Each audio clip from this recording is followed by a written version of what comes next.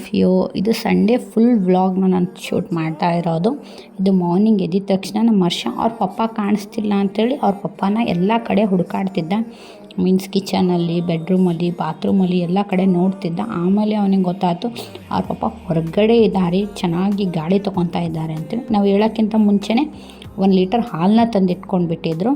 ನಾವು ಅವಾಗ ಎದ್ದು, ಮಾರ್ನಿಂಗ್ ಸಂಡೇ ಅಲ್ವಾ ಇವತ್ತು, ಆರಾಮಾಗಿ ಹೇಳ್ಬೋದು ಅಂಥೇಳಿ ನಾವು ಎದ್ದಾಗ ಮೇ ಬಿ 7 or 7:30 ಆಗಿತ್ತು. ಅವಾಗೆದ್ದು ಫ್ರೆಶ್ ಅಪ್ ಆಗಿ ಅವರಿಗೆ ಅಪ್ಪ ಮಗನಿಗೆ ಟೀ ಮಾಡಿಕೊಟ್ಟೆ. ಅವನಿಗೆ ಹರ್ಷಾಗೆ ಹಾಲು ಕಾಸಿಕೊಟ್ಟೆ, ಅವರಿಗೆ ಟೀ ಮಾಡಿಕೊಟ್ಟು ನಾನು ಟೀನ ಕುಡಿದ್ವಿ ಬೆಳಗ್ಗೆ ಎದ್ದು.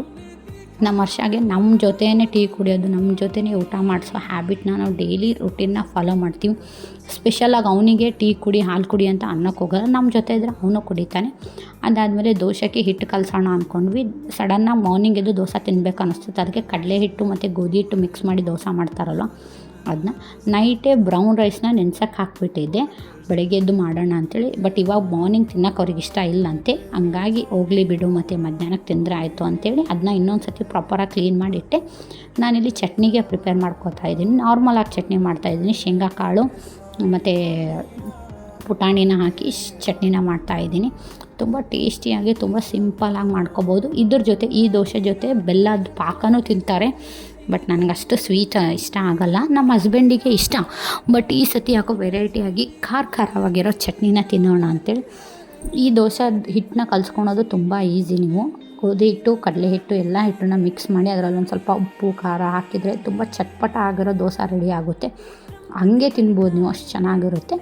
ಈ ಥರ ಎಲ್ಲವನ್ನು ಚಟ್ನಿಗೆ ಡ್ರೈ ರೋಸ್ಟ್ ಮಾಡ್ಕೊಳ್ಳಿ. ಫಸ್ಟು ಡ್ರೈ ರೋಸ್ಟ್ ಮಾಡಿ ಅದರಲ್ಲಿ ಜೀರಿಗೆ ಸಹನೂ ಹಾಕ್ಕೊಂಡು ಚೆನ್ನಾಗಿ ಡ್ರೈ ರೋಸ್ಟ್, ಆ ಸ್ಮೆಲ್ಲು ಬರಬೇಕು ನಿಮಗೆ.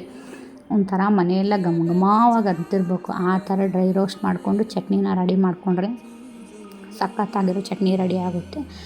ಮನೇಲಿ ಜೀರಿಗೆ ಬಾಕ್ಸಲ್ಲಿ ಜೀರಿಗೆ ಖಾಲಿ ಆಗಿಬಿಟ್ಟಿತ್ತು, ಅದಕ್ಕೆ ರೀಫಿಲ್ನ ಮಾಡ್ಕೊತಿದ್ದೀನಿ. ನಾನು ಹೆಂಗಾದರೂ ನಾಳೆ ಊರಿಗೆ ಹೋಗ್ತಾಯಿದ್ದೀನಿ ಅಂತಂದೇಳಿ ರೀಫಿಲ್ಲಿಂಗ್ನ ಮಾಡ್ಕೊತಾ ಇದ್ದೆ. ನೆಕ್ಸ್ಟ್ ಮಾರ್ನಿಂಗು ಹರ್ಷಾಗೆ ಅದರಲ್ಲಿ ನಾನು ಡ್ರೈ ಫ್ರೂಟ್ ಜ್ಯೂಸ್ ಮಾಡಿದ್ದೆ. ಅದರಲ್ಲಿ ಚಟ್ನಿ ಮಾಡಿದರೆ ಆಯಿತು, ಏನಾಗುತ್ತೆ ಅಂತೇಳಿ ಅದನ್ನ ವಾಶ್ ಮಾಡಿರಲಿಲ್ಲ, ಅದರಲ್ಲೇ ಮಾಡಿದೆ. ಒಂದು ಸ್ವಲ್ಪ ಬೆಲ್ಲ ಹಾಕಿ, ಆಮೇಲೆ ರುಚಿಗೆ ತಕ್ಕಷ್ಟು ಉಪ್ಪನ್ನ ಹಾಕಿ ಚೆನ್ನಾಗಿ ಗ್ರೈಂಡ್ ಮಾಡಿ. ಇದು ಚಟ್ನಿ ಹೆಂಗಿರ್ಬೇಕು ಅಂತ ಒಂಥರ ಸ್ಮೂತಾಗಿರಬೇಕು. ಅಷ್ಟು ಚೆನ್ನಾಗಿ ಚಟ್ನಿನ ಸ್ಮೂದಿ ಥರ ಮಾಡಿದರೆ ತುಂಬ ಚೆನ್ನಾಗಿರುತ್ತೆ. ತುಂಬ ತೆಳುವಾಗೂ ಅಲ್ಲ, ತುಂಬ ಗಟ್ಟಿಯಾಗೂ ಮಾಡಬಾರ್ದು. ತುಂಬ ತೆಳುವಾಗಿ ಮಾಡಿದರೆ ಆ ಟೇಸ್ಟ್ ಬರೋದಿಲ್ಲ. ಗಟ್ಟಿಯಾಗಿ ಮಾಡಿದರೆ ತಿನ್ನೋಕ್ಕೆ ಅಷ್ಟು ಸರಿ ಅನ್ಸೋದಿಲ್ಲ. ಹಂಗಾಗಿ ಮೀಡಿಯಮ್ ಆಗಿ ಇದನ್ನ ಮಿಕ್ಸಿ ಜಾರಿಗೆ ಹಾಕ್ಕೊಂಡು ಒಂದು ಸಪ್ರೇಟ್ ಒಂದು ಬೌಲಲ್ಲಿ ತೆಕ್ಕೊಳ್ಳಿ. ಆಮೇಲೆ ಲಾಸ್ಟಿಗೆ ಇದಕ್ಕೆ ತಡ್ಕ ಕೊಡಬೇಕು. ತಡ್ಕ ಮಾತ್ರ ನೀವು ಹೆಂಗೆ ಗೊತ್ತಾ, ಸಾಸಿವೆ, ಜೀರಿಗೆ, ಮೆಣಸಿನ್ಕಾಯಿ, ಒಣಗಿ ಮೆಣಸಿನ್ಕಾಯಿ, ಕರಿಬೇವು ಹಾಕಿ ಮೇಲ್ಗಡೆಯಿಂದ ತಡ್ಕ ಕೊಟ್ಟರೆ ಎಷ್ಟು ಸಖತ್ತಾಗಿರುತ್ತೆ ಗೊತ್ತಾ. ಟೇಸ್ಟ್ ಮಾತ್ರ ನೀವು ಇದನ್ನು ದೋಸೆ ಜೊತೆ, ಇಲ್ಲ ಅಂದರೆ ವೈಟ್ ರೈಸ್ ಜೊತೆನೂ ತಿನ್ಬೋದು, ಅಷ್ಟು ಚೆನ್ನಾಗಿರುತ್ತೆ. ನಮ್ಮ ಮನೇಲಿ ಚಟ್ನಿ ಮಾತ್ರ ಎಲ್ರಿಗೂ ಇಷ್ಟ. ಅದನ್ನ ಪ್ರಿಪೇರ್ ಮಾಡಿ ನಾನು ಫಸ್ಟ್ ಸ್ನಾನ ಮಾಡ್ಕೊಂಡು ಬಂದೆ. ಸ್ನಾನ ಮಾಡಿಕೊಂಡು ದೇವ್ರಿಗೆ ಕೈ ಮುಗಿದು ಒಂದು ಸ್ವಲ್ಪ ವಿಭೂತಿನ ನಮ್ಮ ಮನೇಲಿ ಹಚ್ಚೋ ಹ್ಯಾಬಿಟ್ ನಮಗೆಲ್ರಿಗೂ. ಬೆಳಗ್ಗೆ ಎದ್ದು ವಿಭೂತಿನ ಹಚ್ಚಿ ದೇವ್ರನ್ನ ಕೈ ಮುಗಿದು ನೆಕ್ಸ್ಟ್ ಅದಕ್ಕೆ ತಡ್ಕ ಪ್ರಿಪೇರ್ ಮಾಡಬೇಕಿತ್ತಲ್ವ. ನಾನು ಯಾವಾಗ ಊಟ ಮಾಡ್ಕೊತೀವಿ, ಯಾವಾಗ ದೋಸೆ ಹಾಕೋ ಟೈಮ್ ಇರುತ್ತೆ ಆವಾಗ ಮಾತ್ರ ತಡ್ಕ ಹಾಕ್ತೀನಿ. ಯಾಕಂದರೆ ಆ ಫ್ಲೇವರ್ ಗೊತ್ತಾ ಎಷ್ಟು ಚೆನ್ನಾಗಿರುತ್ತೆ. ಅದು ಏನು ಒಣಗಿನ ಮೆಣಸಿನ್ಕಾಯಿ ಹಾಕ್ತೀವಲ್ಲ, ಆ ತಡ್ಕದಲ್ಲಿ ಕುರುಮ್ ಅಂತ ಇರುತ್ತೆ. ಇಲ್ಲ ಅಂದರೆ ನೀವು ತಡ್ಕ ಹಾಕಿ ಅದನ್ನ ಕ್ಲೋಸ್ ಮಾಡಿ ತುಂಬ ಹೊತ್ತು ಬಿಟ್ಬಿಟ್ರೆ ಏನಾಗುತ್ತೆ, ಅದು ಸಾಗಿ ಆಗುತ್ತೆ, ತಿನ್ನೋಕ್ಕೆ ಅಷ್ಟು ಚೆನ್ನಾಗಿರಲ್ಲ. ಹಂಗಾಗಿ ತಡ್ಕಕ್ಕೆ ನಾರ್ಮಲಾಗಿ ಆಯಿಲು, ಸಾಸಿವೆ, ಜೀರಿಗೆ, ಒಂದು ಸ್ವಲ್ಪ ಬೆಳ್ಳುಳ್ಳಿನ ಹಾಕಿ ತಡ್ಕ ಕೊಟ್ಟೆ. ಎಷ್ಟು ಬೇಕಷ್ಟು ಒಣಗಿ ಮೆಣಸಿನ್ಕಾಯಿ ಹಾಕ್ಕೊಳ್ಳಿ, ಕರಿಬೇವನ್ನ ಹಾಕಿ ಚೆನ್ನಾಗಿ ಸೊಟ್ಟೆ ಮಾಡಿ, ಹೆಂಗೆ ಗೊತ್ತಾ ಫೈರ್ ಬರ್ತಿತ್ತು, ಆ ತಡ್ಕನ ನೀವು ಆ ಬೌಲಲ್ಲಿ ಟ್ರಾನ್ಸ್ಫರ್ ಮಾಡಿ ಚೆನ್ನಾಗಿ ಕೈ ಆಡಿ ನೀವು ಈ ಚಟ್ನಿನ ಒಂದು ಸತಿ ಟ್ರೈ ಮಾಡಿ ನೋಡಿ. ತುಂಬ ಸಖತ್ತಾಗಿ, ತುಂಬ ಟೇಸ್ಟಿಯಾಗುತ್ತೆ. ಸ್ಪೆಷಲಿ ದೋಸೆ ಜೊತೆ, ಯಾವ ದೋಸೆ ಜೊತೆ ಆದರೂ ಇರ್ಬೋದು. ಫಸ್ಟ್ ಐರನ್ ತವಾ ಮೇಲೆ ಮಾಡಿದರೆ ಆಯಿತು ಅಂಥೇಳಿ ತುಂಬ ಯೂಟ್ಯೂಬಲ್ಲಿ ನೋಡಿದ್ದೆ. ಫಸ್ಟು ಸೀಸ್ನಿಂಗ್ ಮಾಡಬೇಕು ಅಂತ ಹೇಳ್ತಾರೆ, ಅದಕ್ಕೆ ಸೀಸ್ನಿಂಗ್ ಮಾಡಿದೆ. ಅಷ್ಟೊತ್ತಲ್ಲಿ ನಾನು ಒಂದು ವಾಚ್ ಮಾಡಿದೆ. ಅಪ್ಪ ಮಗ ಇವತ್ತು ಸಂಡೇ ಇದೆ ಅಂಥೇಳಿ ಸ್ನಾನ ಮಾಡ್ಕೊಂಡು ಬಂದು ನೇಲ್ಸ್ನ ಕಟ್ ಮಾಡ್ಕೊತಾ ಇದ್ದಾರೆ. ಅಯ್ಯೋ ನೋಡಿ ಇವ್ರದ್ದು. ಅಷ್ಟೊತ್ತಿಗೆ ನಾನೊಂದು ಪಾರ್ಸಲು ಬಂದಿತ್ತು. ನೋಡಿದರೆ ನಾನೊಂದು ಟ್ರೈಪಾಡ್ನ ಆರ್ಡರ್ ಮಾಡಿದ್ದೆ. ನನ್ನ ಕಡೆ ಒಂದು ಚಿಕ್ಕದೊಂದು ಟ್ರೈಪಾಡ್ ಇತ್ತು, ಬಟ್ ಅದು ಮುರಿದೋಗ್ಬಿಟ್ಟಿದೆ. ನಮ್ಮ ಹರ್ಷನೇ ಮುರಿದಿದ್ದು. ಈ ಸತಿ ನಾವು ಎಲ್ಲಿಗೋ ಹೋಗ್ತಾ ಇದ್ದೀವಿ, ತುಂಬ ದೊಡ್ಡ ಪ್ಲ್ಯಾನೇ ಇದೆ ನಮ್ಮದು. ನೀವು ನಾನು ರೆಗ್ಯುಲರ್ ವೀಡಿಯೋನ ವಾಚ್ ಮಾಡಿದರೆ ನಿಮಗೆ ಗೊತ್ತಾಗುತ್ತೆ. ನಾವು ನೆಕ್ಸ್ಟ್ ಮಂತ್ ಎಲ್ಲೋ ಟ್ರಿಪ್ನ ಪ್ಲ್ಯಾನ್ ಆಗ್ತಾಯಿದ್ದೀವಿ ಅಂಥೇಳಿ. ಹಂಗಾಗಿ ಅದಕ್ಕೆ ಬೇಕಾಗುತ್ತೆ ಅಂಥೇಳಿ ಒಂದು ಟ್ರೈಪಾಡ್ನ ತರಿಸಿದ್ದೆ. ತುಂಬ ಚೆನ್ನಾಗಿ ಬಂದಿತ್ತು. ಎಷ್ಟು ಉದ್ದ ಇತ್ತು ಗೊತ್ತಾ, ನಮ್ಮ ಮನೆಯವ್ರು ಅಷ್ಟು ಹೈಟ್ ಇತ್ತು. ಆಲ್ಮೋಸ್ಟ್ ಒಂದು 6 to 7 feet ಇತ್ತದು. ಅದಾದಮೇಲೆ ಅದು ಐರನ್ ತವಾ ಮೇಲೆ ಸೀಸ್ನಿಂಗ್ ಮಾಡಿ ದೋಸೆನ ಹಾಕಿದೆ. ಬಟ್ ದೋಸೆ ಮಾತ್ರ ತೆಳುವಾಗಿ ಬರಲಿಲ್ಲ, ತುಂಬ ದಪ್ಪದಾಗಿ ಬಂತು. ಹಂಗಾಗಿ ಅದು ಬೇಡ ಅಂಥೇಳಿ ಇನ್ನೊಂದು ತವ ತೊಗೊಂಡೆ, ಅದ್ರ ಮೇಲೆ ದೋಸೆ ಹಾಕ್ತೆ. ಬಟ್ ಅದ್ರ ಮೇಲೂ ದೋಸೆ ಅಷ್ಟು ಚೆನ್ನಾಗಿ ಅನಿಸ್ಲಿಲ್ಲ ನನಗೆ. ಅದನ್ನು ರೆಗ್ಯುಲರಾಗಿ ಚಪಾತಿ ಮಾಡೋ ತವ ಅದು, ಅದನ್ನ ಚೇಂಜ್ ಮಾಡಿ ಏನು ಮಾಡಿದೆ, ಇನ್ನೊಂದು ತವ ತೊಗೊಂಡೆ. ಅದು ದೋಸೆ ಹಾಕೋ ತವ. ಅದರಲ್ಲಿ ದೋಸೆ ಚೆನ್ನಾಗಿ ಕ್ರಿಸ್ಪಿಯಾಗಿ ಬಂದಿದ್ವು. ನೀವು ನೋಡ್ಬೋದು, ನಾನು ಪ್ಲೇಟಿಂಗ್ನ ಮಾಡ್ತಿದ್ದೆ, ತುಂಬ ಚೆನ್ನಾಗಿ ಅನ್ನಿಸ್ತಿತ್ತು. ಎಷ್ಟು ಚೆನ್ನಾಗಿ ಟೇಸ್ಟಿಯಾಗಿ ಬಂದಿತ್ತು ಗೊತ್ತಾ. ಒನ್ಸ್ ನೀವು ಟ್ರೈ ಮಾಡಲೇಬೇಕು. ಇನ್ಸ್ಟೆಂಟ್ ದೋಸೆ ತಿನ್ನಬೇಕು ಅಂದರೆ ಈ ಥರ ಯಾವ್ಯಾವ ಹಿಟ್ಟಿರುತ್ತೋ ಅದನ್ನೆಲ್ಲ ಮಿಕ್ಸ್ ಮಾಡಿಬಿಡಿ. ರಾಗಿ ಹಿಟ್ಟು, ಜೋಳದ ಹಿಟ್ಟು, ಕಡಲೆ ಹಿಟ್ಟು, ಗೋಧಿ ಹಿಟ್ಟು, ಆಲ್ಮೋಸ್ಟ್ ಏನು ಮಿಕ್ಸ್ ಮಾಡಿದ್ರೆ ತುಂಬ ಟೇಸ್ಟಿಯಾಗಿ ಬರುತ್ತೆ.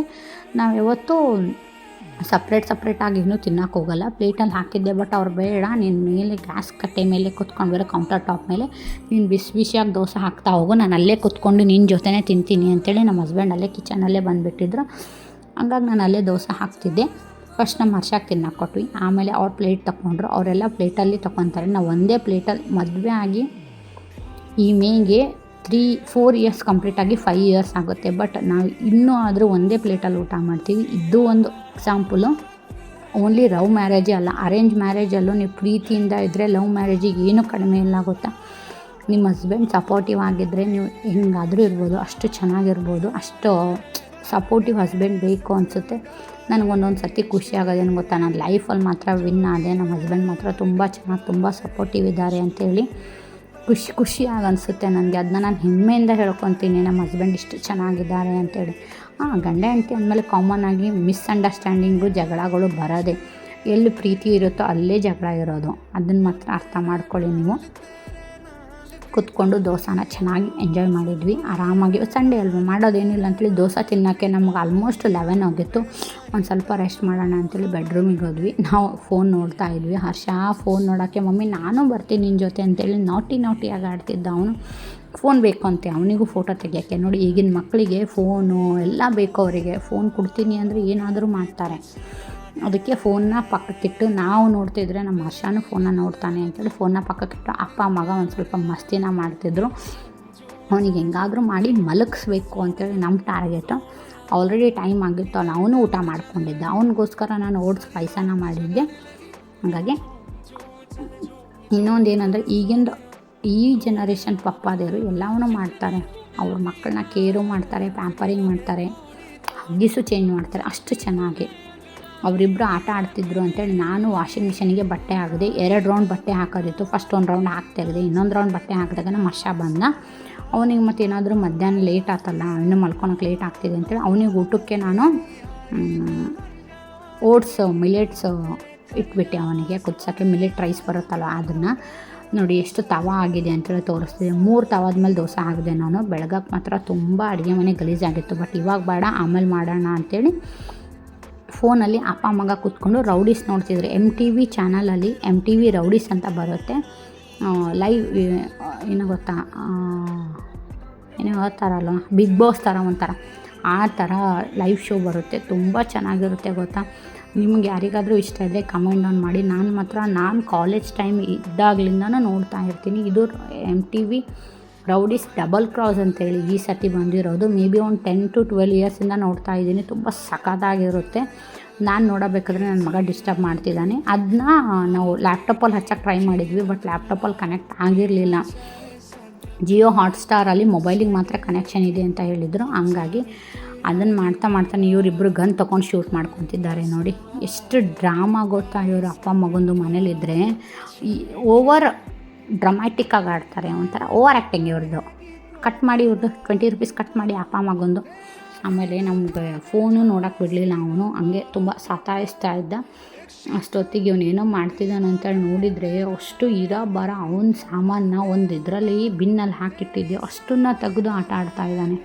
ನನಗೆ ಆ ಹೆಡ್ಡೇಕಿಗೆ ನಮ್ಮ ಯಜಮಾನ್ರು ಬಿಸಿ ಆಗಿರೋ ಒಂದು ಟೀನ ಮಾಡಿ ತಂದು ಕೊಟ್ಟರು. ಅವಾಗ ಖುಷಿ ಆಯಿತು. ಹರ್ಷಾಗೆ ಫಸ್ಟ್ ಮಲಗಿಸ್ಬಿಟ್ಟೆ. ಮಲಗಿಸೋಕ್ಕಿಂತ ಮುಂಚೆ ಏನಾಯ್ತು ಗೊತ್ತಾ, ಅವನ ತಲೆ ತಂದು ನನ್ನ ಬಾಯಿಗೆ ಹೊಡೆದು ಫುಲ್ಲು ಬಾಯಿನ ಹೊಡೆದಾಕ್ಬಿಟ್ಟಿದ್ದಾನೆ. ಎಷ್ಟು ಗೊತ್ತಾ, 3 ಹಲ್ಲಿಗತ್ತು ಅಲ್ಲೆಲ್ಲ ಒಂಥರ ನೋವು ಬಂದುಬಿಟ್ಟಿದೆ. ಫುಲ್ಲು ರಕ್ತ ಅಳೋದು ಎಲ್ಲ ಆಯಿತು. ಅವನು ಹತ್ತಿ ಮಲ್ಕೊಂಡ. ಆಮೇಲೆ ಮಧ್ಯಾಹ್ನಕ್ಕೆ ಹಸಿವು ಆಗ್ತಿತ್ತು. ಏನು ಮಾಡೋಣ, ಇವಾಗ ಮೂಡು ಸರಿ ಇರಲಿಲ್ಲ, ತುಂಬ ಪೇನ್ ಆಗ್ತಾಯಿತ್ತು. ತಿನ್ನೋಕ್ಕೆ ಬರುತ್ತೋ ಇಲ್ಲೋ ಗೊತ್ತಿಲ್ಲ. ಬಟ್ 1-2 ದೋಸೆ ಆದರೂ ಹಾಕ್ಕೊಂಡು ತಿನ್ನೋಣ ಅಂಥೇಳಿ ಮತ್ತೆ 1-2 ದೋಸೆನ ಹಾಕ್ಕೊಂಡೆ. ಅದೇ ದೋಸೆನ ರಿಪೀಟ್ ಮಾಡೋದಕ್ಕೆ ಬೆಳಗ್ಗೆ ತಿಂದಿದ್ದು ಮಧ್ಯಾಹ್ನಕ್ಕೆ ತಿನ್ನಬೇಕು ಅಂದರೂ ಅಷ್ಟು ಸರಿ ಅಂತಾರೆ. ಬಟ್ ಏನು ಮಾಡಬೇಕು, ಬೇರೆ ಆಪ್ಷನ್ ಇಲ್ಲ. ಹಂಗಾಗಿ ಬೆಳಗ್ಗೆ ತಿಂದಿದ್ದನ್ನೇ ಮಧ್ಯಾಹ್ನಕ್ಕೂ ಟಿಫನ್ನ ತಿಂದ್ಕೊಟ್ಟೆ. ಅವನಿಗೆ ಹರ್ಷಾಗೆ ಮಲಗಿಸಿದ್ವಿ. ಯಾವುದಾದ್ರೂ ಚೆನ್ನಾಗಿರೋ ಮೂವಿ ನೋಡೋಣ ಅಂಥೇಳಿ ಮೂವಿ ಹಚ್ಚೋಣ ಅನ್ನೋಷ್ಟರಲ್ಲೇ ಅವನು ಎದ್ದು ಅವನಿಗೆ ಊಟ ಮಾಡಿಸಿದ್ದೆ. ಊಟ ಮಾಡಿಸಿ ಲ್ಯಾಪ್ಟಾಪಲ್ಲಿ ಹಂಗೆ ಮೂವಿನ ಕಂಟಿನ್ಯೂ ಮಾಡ್ತಾಯಿದ್ವಿ ನಾವು. ಯಾವುದೋ ತೆಲುಗು ಮೂವಿ ಹಚ್ಚಿದ್ರು ಅವರು. ತುಂಬ ಚೆನ್ನಾಗಿತ್ತು ಮೂವಿ ಮಾತ್ರ. ಇವನು ಅವ್ನ ಕೆಲಸದಲ್ಲ ಅವ್ನು ಬ್ಯುಸಿ ಇದ್ದಾನೆ. ವಾಟರ್ ಬಾಟಲ್ನ ಫಿಲ್ ಮಾಡ್ತಾ ಇದ್ದಾನೆ. ನಾನು ಅದಕ್ಕೆ ಅವನಿಗೆ ನೀರು ಕೊಟ್ಟು ಒಂದು ಮ್ಯಾಟ್ನ ಹಾಕಿ ಕೊಟ್ಬಿಟ್ಟು ಏನಾದರೂ ಮಾಡ್ಕೊಂಡ್ಬಿಡು ಅಂಥೇಳಿ. ಮತ್ತು ಈವ್ನಿಂಗ್ ಆಯಿತು. ಈವ್ನಿಂಗ್ಗೆ ನಾವು ಮೇಲ್ಗಡೆ ಬಟ್ಟೆ ಹಾಕಿದ್ವಲ್ಲ, ಬಟ್ಟೆ ತರಕ್ಕೆ ಹೋಗೋಣ ಅಂಥೇಳಿ ಹೋಗ್ತಿದ್ವಿ. ನಾನು ವರ್ಷ ಫಸ್ಟ್ ಮೇಲ್ಗಡೆ ಹೋದ್ವಿ. ನಮ್ಮ ಯಜಮಾನ್ರು ಅದನ್ನು ಮನೇನ ಕೀ ಹಾಕ್ಕೊಂಡು ಬರ್ತೀನಿ ಅಂತೇಳಿ ಹೋಗಿದ್ರು. ಅವನಿಗೆ ಹರ್ಷಾಗೆ ಮೇಲ್ಗಡೆ ಅಡ್ಡಾಡೋದು ತುಂಬ ಇಷ್ಟ. ಈವ್ನಿಂಗ್ ಆದರೆ ಒಂದು ಸ್ವಲ್ಪ ಎನ್ವೈರ್ನ್ಮೆಂಟು ಚೆನ್ನಾಗಿರುತ್ತೆ, ಕ್ಲೈಮೇಟು ಚೆನ್ನಾಗಿರುತ್ತೆ ಅಂಥೇಳಿ ಅವನು ಟ್ರೈ ಮಾಡ್ತಾನೆ. ಅವ್ರ ಪಾಪ ಅವನಿಗೆ ಆಡೋಕ್ಕೆ ಕೆಳಗಡೆಯಿಂದ ಕಾರು ತೊಗೊಂಡು ಬಂದು ಅವನಿಗೆ ಆಟ ಆಡಿಸಿದ್ರು. ಒಂದು ಸ್ವಲ್ಪ ವಾಕಿಂಗ್ ಎಲ್ಲ ಮಾಡ್ಕೊಂಡ್ವಿ. ಬಂದಿದ್ದ ತಕ್ಷಣ ಅಡುಗೆ ಮನೆ ನೋಡಿದರೆ ಎಷ್ಟು ಗಲೀಜಾಗಿತ್ತು ಗೊತ್ತಾ, ತುಂಬ ಗಲೀಜಾಗ್ಬಿಟ್ಟಿತ್ತು. ಫಸ್ಟ್ ಎಲ್ಲವನ್ನೂ ಕಿಚನ್ನ ಕ್ಲೀನ್ ಮಾಡೋಣ. ಬೆಳಗ್ಗೆಯಿಂದ ಪಾತ್ರೆನೂ ಕ್ಲೀನ್ ಮಾಡಿಲ್ಲ, ಏನೂ ಕ್ಲೀನ್ ಮಾಡಿಲ್ಲ. ಫಸ್ಟ್ ಕಿಚನ್ನ ಕ್ಲೀನ್ ಮಾಡೋಣ ಅಂದ್ಕೊಂಡೆ. ಅದಕ್ಕಿಂತ ಮುಂಚೆ ಒಂದು ಕಪ್ ಟೀ ಕುಡಿದು ಕಿಚನ್ ಕ್ಲೀನ್ ಮಾಡಿದರೆ ಚೆನ್ನಾಗಿರುತ್ತೆ ಅಂತೇಳಿ ಫಸ್ಟ್ ಹರ್ಷಾಗೆ ಒಂದು ಕಪ್ನ ಹಾಲನ್ನ ಕಾಸಿ ಸೈಡಿಗಿಟ್ಟೆ. ಆಮೇಲೆ ಆ ಕಡೆ ನಮ್ಮದು ಟೀನ ಪ್ರಿಪೇರ್ ಮಾಡೋಕ್ಕೆ ಸೈಡಿಗೆ ನಾಳೆ ನಾನು ಊರಿಗೆ ಹೋಗ್ತಾ ಇರೋದ್ರಿಂದ ತುಂಬ ಹಾಲು ಮಿಕ್ಕಿತ್ತು. ನಾನು ಹೋದರೆ ನಮ್ಮ ಯಜಮಾನ್ರೇನು ಟೀ ಕುಡಿಯೋಕ್ಕೆ ಹೋಗಲ್ಲ. ಹಾಗಾಗಿ ನಾನು ಅದು ಇರೋ ಹಾಲನ್ನಷ್ಟು ಹೆಪ್ಪಿಗೆ ಹಾಕಿಬಿಟ್ಟೆ ಮೊಸರಿಗೆ. ನಾಳೆ ಮೊಸರಾದರೆ ರೈಸ್ ಜೊತೆ ಅಥವಾ ಎದ್ರ ಜೊತೆ ಆದರೂ ಅವ್ರು ಮೊಸರನ್ನ ಊಟ ಮಾಡ್ತಾರೆ ಅಂತೇಳಿ ಹಂಗೆ ಕಿಚನ್ನ ಒಂದು ಸ್ವಲ್ಪ ಎಲ್ಲ ಸೈಡಿಗೆ ಇಟ್ಬಿಟ್ಟು ಎಲ್ಲ ಕ್ಲೀನ್ ಮಾಡಿಕೊಂಡೆ. ಟೀನ ಬಾಯ್ಲ್ ಆಗೋ ಮಟ್ಟ ಇವನ್ನೆಲ್ಲ ತೆಗೆದು ನೀಟಾಗಿ ಕ್ಲೀನ್ ಮಾಡ್ಕೊಂಡ್ಬಿಟ್ಟೆ ಕಿಚನ್ನ. ಜಸ್ಟ್ ಕಿಚನ್ ಏನು ಕ್ಲೀನ್ ಮಾಡೋಕ್ಕೆ ಹೋಗಿಲ್ಲ, ಅಂದರೆ ಎಲ್ಲೆಲ್ಲಿ ಡಸ್ಟ್ ಬಿದ್ದಿತ್ತಲ್ಲ ಅದನ್ನು ಮಾತ್ರ ಕ್ಲೀನ್ ಮಾಡಿಕೊಂಡೆ. ನಾವು ಹೆಣ್ಮಕ್ಳು ಹೆಂಗೆ ಗೊತ್ತಾ, ಎಲ್ಲ ಒಂದು ಕಡೆ ಕಿಚನ್ ಕ್ಲೀನ್ ಇರೋದು, ಇನ್ನೊಂದು ಕಡೆ ಕಿಚನ್ ಮಾತ್ರ ಕ್ಲೀನಾಗಿರಬೇಕು. ಅದು ಕಿಚನ್ ಕ್ಲೀನ್ ಇದ್ದರೆ ನಮ್ಮ ಮನಸ್ಸು ಕ್ಲೀನಾಗಿರುತ್ತೆ. ಹೌದಾ ಹೇಳಿ, ನೀವು ಯಾರು ಇದನ್ನ ಒಪ್ಕೊತೀರಾ ಅಂತೇಳಿ ಕಮೆಂಟ್ ಡೌನ್ ಮಾಡಿ. ನನಗೆ ಟೀ ಚೆನ್ನಾಗಿ ಬಾಯ್ಲ್ ಆಗಿರ್ಬೇಕು. ಅದು ಒಂದು 2-3 ಬಾಯ್ಲ್ ಬಂದು ಅದು ಕಲರ್ ಹೆಂಗೆ ಗೊತ್ತಾ, ಒಂಥರ ಕಲರ್ ಚೇಂಜ್ ಆಗಿರ್ಬೇಕು. ಅಷ್ಟು ಚೆನ್ನಾಗಿದ್ದರೆ ಮಾತ್ರ ನಾನು ಕುಡಿಯೋಕ್ಕೆ ಇಷ್ಟಪಡೋದು. ಫಸ್ಟು ಇಬ್ಬರು ಒಂದು ಸ್ವಲ್ಪ ಟೀನ ಎಂಜಾಯ್ ಮಾಡಿದ್ದು. ನಾನು ನಮ್ಮ ಹಸ್ಬೆಂಡ್ನ ಕೂತ್ಕೊಂಡು ಹರ್ಷಾಗೆ ಮಿಲ್ಕ್ ಕೊಟ್ಟೆ. ಅಷ್ಟೊತ್ತಿಗೆ ಟೀ ನಾನು ಮೇಲ್ಗಡೆ ಟೀ ಹಾಕ್ತಿದ್ರೆ ಕೆಳಗಡೆ ನಮ್ಮ ಹರ್ಷ ನೋಡಿ ಏನು ಮಾಡ್ತಾ ಇದ್ದಾನೆ. ಮಮ್ಮಿ ಅತ್ತೋ ಮಕ್ಕಳದು ಇದು ಒಂದು ಗೋಳು ಗೊತ್ತಾ. ಪಪ್ಪ ಇರಲಿ ಮನೇಲಿ ಯಾರೇ ಇರಲಿ, ಬಟ್ ಮಮ್ಮಿನೇ ಎತ್ಕೋಬೇಕು ಅವರಿಗೆ. ಅದು ಮಾತ್ರ ಅದು ಕಂಪಲ್ಸರಿ. ಅದೆಲ್ಲ ಆದಮೇಲೆ ಅಡುಗೆ ಮನೆ ಫುಲ್ಲು ಕ್ಲೀನ್ ಮಾಡಿಬಿಟ್ಟೆ. ನೀಟಾಗಿ ಕ್ಲೀನ್ ಮಾಡಿದೆ. ಅವಾಗ ನನ್ನ ಮನಸ್ಸಿಗೆ ಸಮಾಧಾನ ಆಯಿತು.